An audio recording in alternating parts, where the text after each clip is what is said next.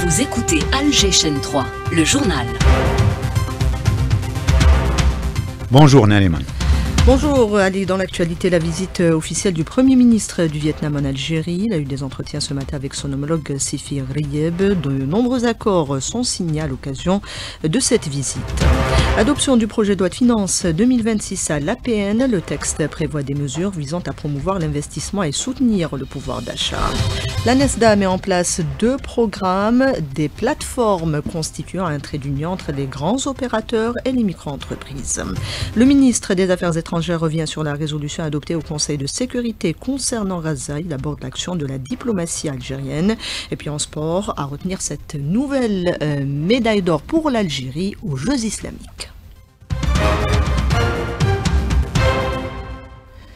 Madame, Monsieur, bonjour. Le Premier ministre du Vietnam effectue une visite officielle en Algérie. Il s'est entretenu ce matin avec son homologue Sifi Rieb, soulignant l'importance stratégique de la coopération bilatérale, son renforcement. D'ailleurs, plusieurs accords sont signés à l'occasion entre les 2 pays. Nous avons en ligne avec nous en direct pour plus de détails Hajar Massoudi. Effectivement, Nalimen, il y a eu la signature officielle de plusieurs accords et mémorandums d'entente entre l'Algérie et le Vietnam dans différents secteurs clés. Ces accords avaient été préparés et convenus lors de la 13e commission mixte algéro-vietnamienne qui s'est tenue il y a 2 jours. Parmi ces accords, un mémorandum d'entente dans l'habitat, l'urbanisme et le développement des villes, un accord de coopération dans l'éducation et l'enseignement, un mémorandum d'entente entre l'Université des sciences de la technologie Wadi Boumediene et l'Institut vietnamien des postes, télécommunications et technologies et un accord entre les 2 chambres de commerce des 2 pays.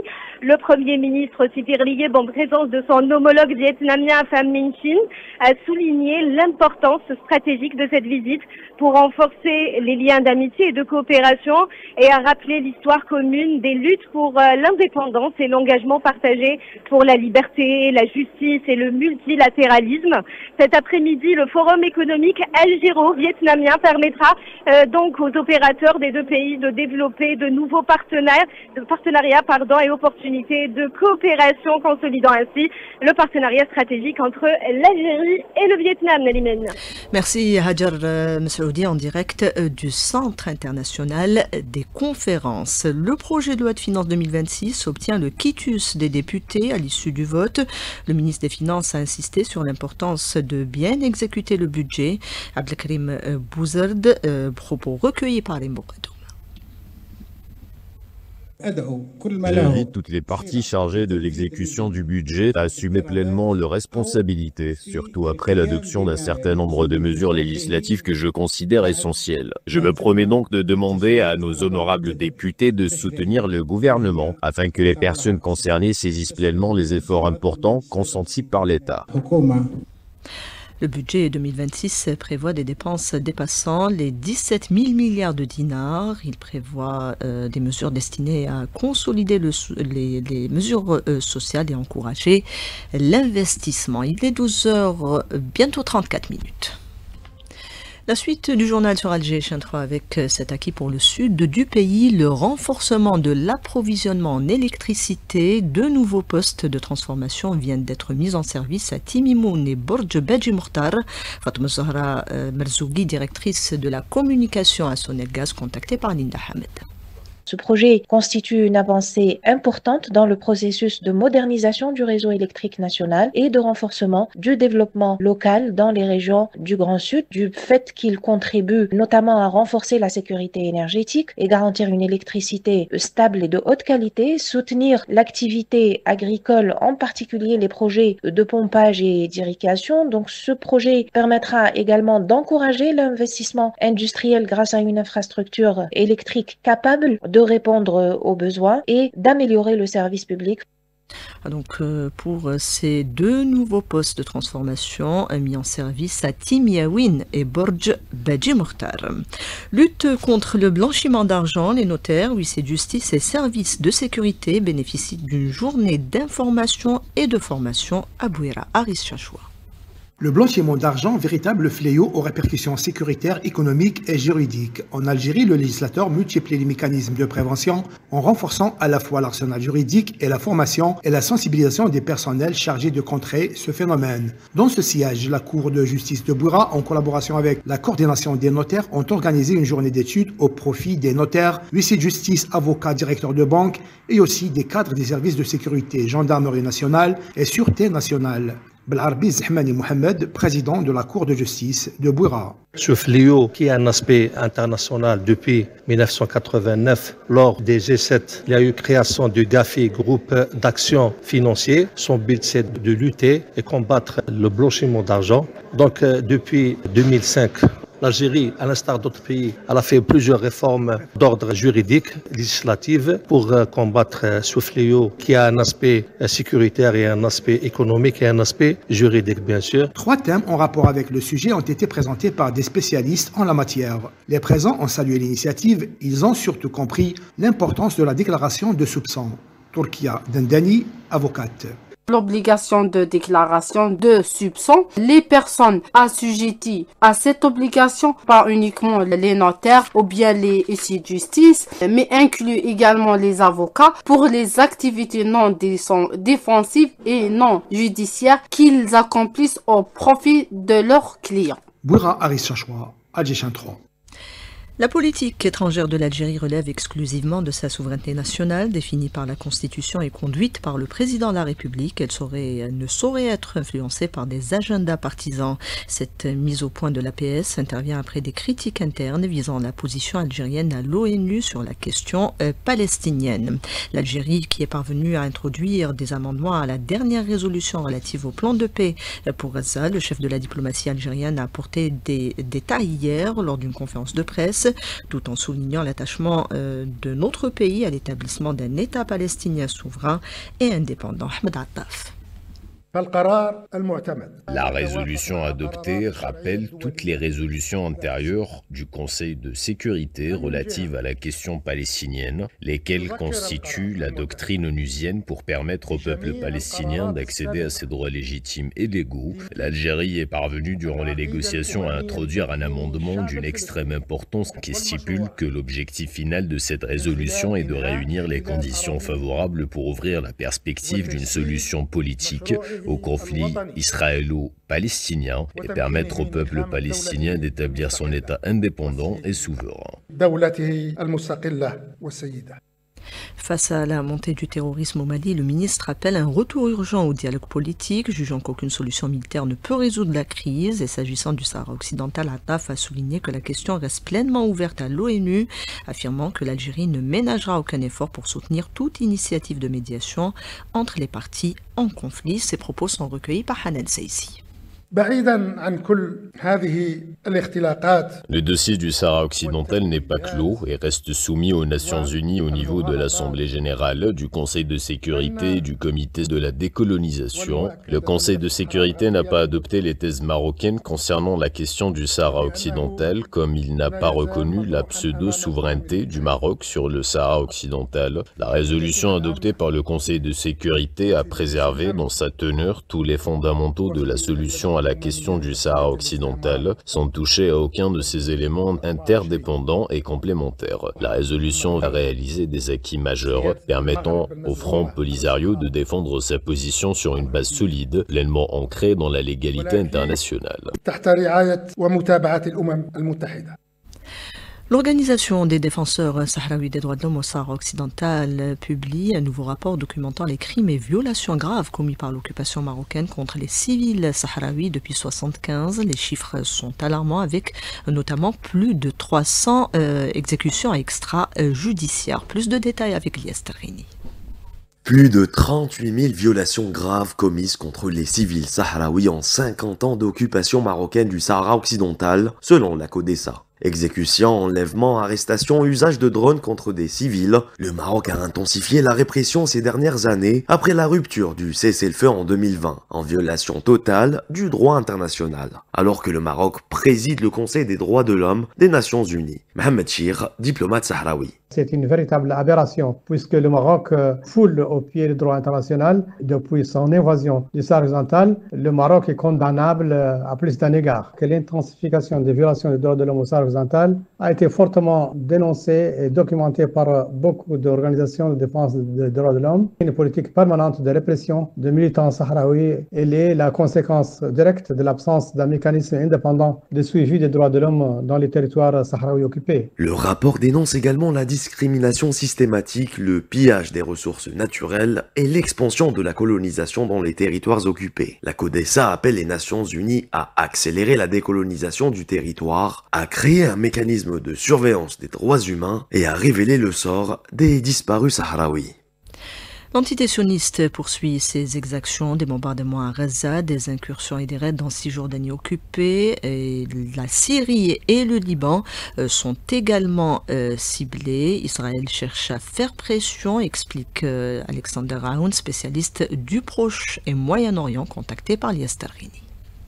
L'armée israélienne a mené plusieurs opérations d'envergure, notamment au Liban et en Syrie. En Syrie, c'est des incursions de patrouilles qui vont au-delà des zones déjà occupées. C'est une manière de faire monter un peu les enchères, à savoir terre contre paix. On vous rend les terres qu'on occupe illégalement à condition qu'il y ait une paix qui nous soit favorable, qui avait été le cas avec le Sinaï ou avec la Jordanie. Pour ce qui est du Liban, les opérations s'intensifient, mais elles sont quasi quotidiennes. Hier, ils ont touché le plus gros camp palestinien du Liban, Ain el-Helwa, à peine 50 km de Beyrouth, qui a fait plus de 13 morts. C'est une manière d'intensifier en fait la pression sur le gouvernement libanais. Des propos recueillis par Lies Tarini. Une alerte pluie est émise, elle sera effective à partir de demain. Les cumuls pourraient dépasser localement les 50 mm au centre du pays et 70 mm à l'est. La création d'entreprises encouragées, c'est notamment l'objectif de la Semaine mondiale de l'entrepreneuriat qui vient d'être lancée dans 170 pays, dont l'Algérie. Lina Adouche.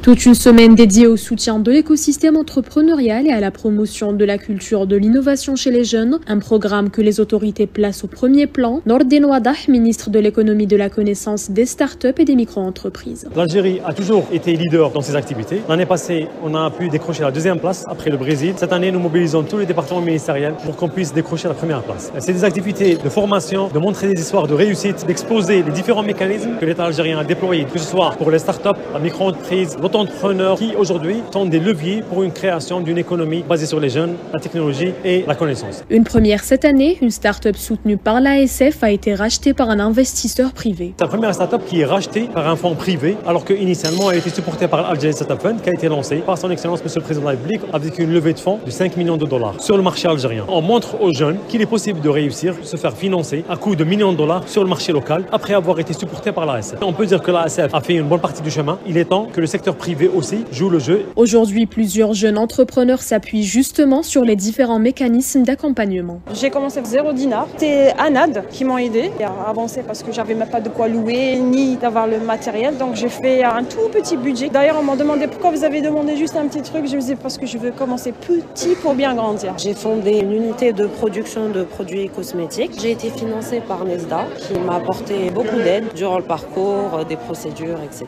Cette semaine de l'entrepreneuriat se poursuivra jusqu'au 24 de ce mois-ci avec rencontres, ateliers et échanges entre les porteurs de projets et acteurs du secteur.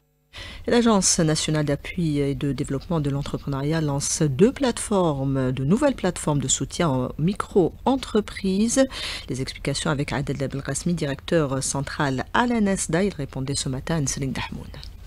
Nesda a lancé 2 plateformes ou bien 2 programmes. On a le premier, c'est Tawtin, et le deuxième, c'est Small Business Hub. Dans ces 2 programmes, Nesda va jouer le rôle de médiateur entre les opérateurs économiques et les micro-entreprises. Donc Small Business Hub, c'est une plateforme qui permet de créer un lien. Donc c'est une plateforme de sous-traitance qui permet de créer un lien entre les micro-entreprises et les grands opérateurs économiques ou bien les opérateurs économiques afin de bénéficier d'une part de marché. La deuxième plateforme, c'est Tawtin. Blockchain. C'est une plateforme qui a été créée afin de favoriser un petit peu la substitution de l'importation des intrants dans la production nationale qu'on peut fabriquer ici en Algérie par les micro-entreprises du dispositif Nesda. Donc Nesda va jouer le rôle de médiateur entre l'opérateur économique et les micro-entreprises qui peuvent répondre aux besoins de l'opérateur économique.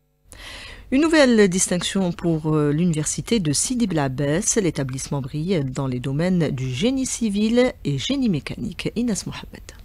L'université Djilali Abbès de Sidi Bel Abbès continue à briller parmi plusieurs établissements universitaires dans le classement mondial de Shanghai dans le domaine de génie civil et génie mécanique car elle s'est positionnée avec excellence à la première place à l'échelle africaine et maghrébine. Ce classement mérité confirme l'effort collectif mené par les enseignants, chercheurs et doctorants. Professeur Bouziani Mrahi, recteur de l'université. Pour la troisième année consécutive, le très attendu classement de Shanghai pour l'année 2025, classant les meilleures universités dans le monde par domaine. Notre université a été hissée en première position dans le domaine génie civil et se classe parmi les 201 à 300 meilleures universités dans le monde dans ce domaine. De même, pour le domaine génie mécanique, notre université se classe parmi les 300 à 400 meilleures universités dans le monde et se voit trôner dans le trône de la première position en génie mécanique et en deuxième position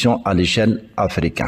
Ces résultats sont dus essentiellement aux efforts de nos enseignants-chercheurs et la stratégie mise en œuvre par le secteur de l'enseignement supérieur. Ce classement prestigieux est le fruit des efforts consentis par la Commission nationale chargée du suivi de la visibilité des établissements universitaires, a conclu le recteur. De Sidi Bel Abbès, Inès Mohamed pour Alger 3. La campagne La Bourse Maille se poursuit. Elle se présente sous de bons auspices, notamment à Oum El Bouagui, Nasser Ben Issam.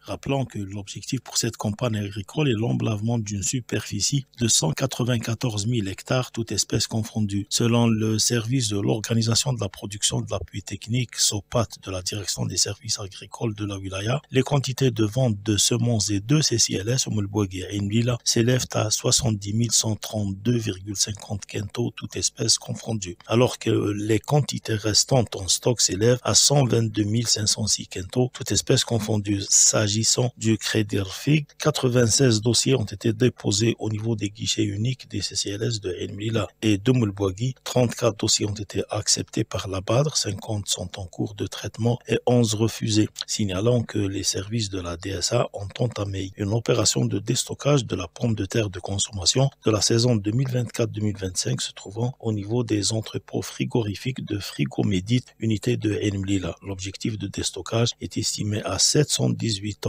De Moulbouagui, Nasser Ben Issam pour Alger 3. La campagne La Bourse Maille est également lancée à Djidjel, nous dit Abdelhamid Zoued. C'est dans la localité de Bli Ahmed, à quelques encablures de la ville de Djidjel, qu'a été donné le coup d'envoi de la campagne La Bourse Maille sur une superficie totale de 2130 hectares. Sur cet espace, 1830 hectares sont consacrés au blé dur et 300 à l'orge, ont indiqué les responsables de l'agriculture lors de cette cérémonie. Pour cette opération, la logistique nécessaire a été mobilisée sur le terrain. Le wali Ahmed Megellati, en donnant le coup d'envoi, a notamment insisté sur l'aide et l'accompagnement des céréaliculteurs pour atteindre les objectifs escomptés. Sur un autre registre, l'extension du verger oléicole de la région a bénéficié d'un programme de plantation de 55 000 oliviers dont profiteront l'ensemble des communes de la wilaya. Une opération qui, pour sa réalisation, a nécessité une enveloppe financière de 55 millions de centimes. Une initiative qui vise à développer l'oléiculture, un créneau porteur grâce aux conditions climatiques de la région. Djidjel, Abdelhamid Zouad, Alger 3. Et en sport, il y a eu cette nouvelle médaille pour l'Algérie aux Jeux islamiques. Nafissa Saad décroche la médaille d'or en para-athlétisme sur la spécialité du lancer du disque catégorie F56 aux Jeux de la solidarité islamique qui se déroulent en Arabie Saoudite. Nafissa Saad qui offre ainsi à l'Algérie sa 4e médaille en or depuis le début de la compétition. Et jusque-là, l'Algérie qui totalise 28 médailles au total. Et hier, c'était Zahra Tatar qui avait décroché l'or au lancer du du marteau lors de la 11e journée de ces Jeux islamiques qui se poursuivent. Merci Ali Hamouche. Selma Feguer Edouane Siassi était à la réalisation. Il y avait Samir à la console technique, Yassine au streaming et Ekram à la régie d'antenne. Tout de suite la météo avec Soraya Zantar.